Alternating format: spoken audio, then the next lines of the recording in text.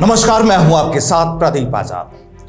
गुनाह से जुड़े किस्से और गुनाह के कुछ किरदारों को लेकर कई बार बड़ी चर्चाएं होती हैं। आज केस डायरी में आपको एक उस गुनहगार और उसकी करतूतों से रूबरू कराते हैं जिसे जानकर आप भी चौंक जाएंगे। दक्षिण भारत में आज से करीब 72 साल पहले जन्मे गौरी शंकर की ये वो कहानी है जिसे बाद में ऑटो शंकर के नाम से पुलिस की केस डायरी में दाखिल किया गया, यानी उसका नाम पुलिस की केस डायरी में डाला गया। लेकिन इस शातिर ने अपनी करतूतों से जिस तरह से साउथ इंडिया की पुलिस के पसीने छुड़ाए, वो किस्से आज भी वहां के लोगों में याद किए जाते हैं।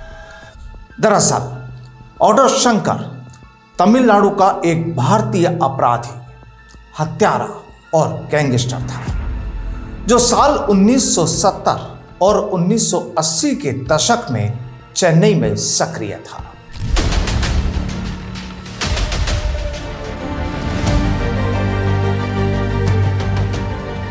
दरअसल उस वक्त वहां शराबबंदी लागू थी, यानी शराब पर बिक्री पर बैन था।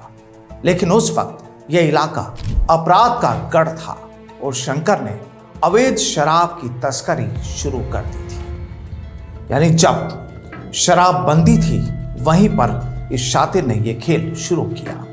लेकिन बदलते वक्त के साथ ही शंकर को जल्द ही यह एहसास हो गया कि इससे बेहतर वेश्यावृत्ति कम जोखिम के साथ ज्यादा फायदेमंद थी, क्योंकि यहां पर उसका दिमाग, उसका शैतानी दिमाग कुछ और ही कहानी बयां कर रहा था। और इसकी एक वजह यह भी थी, फिर वो एक नए रूप में आ गया।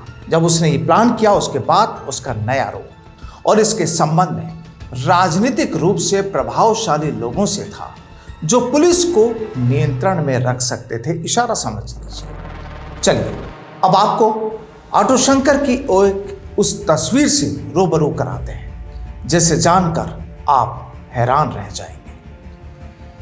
कहा जाता है कि शंकर की तीसरी पत्नी ललिता एक दलाल और शंकर के दोस्त सुदलाई मुथु के साथ फरार हो गई थी और उसने अपना खुद का वेश्यावृत्ति का काला धंधा शुरू कर दिया। आखिरकार गुस्साए शंकर ने अपने दोस्तों के जरिए दोनों से सुलह का नाटक किया और बदला लेने का प्लान बनाया, क्योंकि शैतानी दिमाग कुछ अलग ही दास्तां तैयार कर रहा था। और फिर अक्टूबर साल 1987 की एक रात उसने अपनी पत्नी ललिता को पेरियार नगर स्थित एक घर में बुलाया और फिर वहां उसकी हत्या कर दी। और यही नहीं, उसे दफन भी कर दिया, जमी दोष कर दिया। और इसके बाद उसने वह घर एक बूढ़ी महिला को 150 रुपए में किराए पर दे दिया। शंकर ने अपना जो दोस्त था सुदलाई, उसे बताया कि उसकी पत्नी ललिता एक वीआईपी के साथ अखिल भारतीय दौरे पर है, यानी हिंदुस्तान के दौरे पर है। फिर उसे करीब 2 महीने बाद रात के खाने पर बुलाया।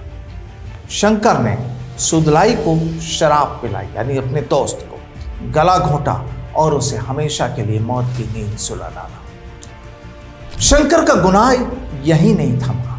उसने उसके शरीर को जला दिया और उसकी राख समुद्र के हवाले कर दी। फिर उसने घर का जीर्णोद्धार करवाया और जलने के निशानों को यह कहकर छिपा दिया कि वे भुने हुए मांस के निशान हैं। जब सुदलाई के दोस्त रवि ने शंकर का सामना किया तो शंकर ने उसकी भी हत्या कर दी, कत्ल कर दिया और उसे पेरियार नगर स्थित अपने प्लाट के बाहर दफना दिया। एक शातिर शख्स की ये पूरी करतूत थी। जब जब देश में बड़े गुनहगारों के किस्से छिड़ते हैं तब ऑटो शंकर का नाम भी उस फहरिस्त में शुमार होता है। ये वो ऑटो शंकर था जिसने साल 1988 तक गुनाह के काले रास्ते पर अपने कदम पूरी तरह बढ़ा दिए थे।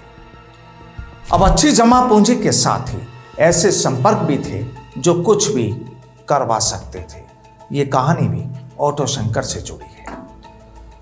दरअसल 29 मई साल 1988 को उसका और उसके गिरोह का सामना उसके जो प्रतिद्वंदी थे, विरोधी थे, उस गिरोह के 3 बदमाशों जिनमें संपत, मोहन और गोविंद राज से हुआ, जिन्होंने उसकी महिलाओं का इस्तेमाल करने के लिए भुगतान करने से इनकार कर दिया और सुरक्षा के नाम पर पैसे मांगे।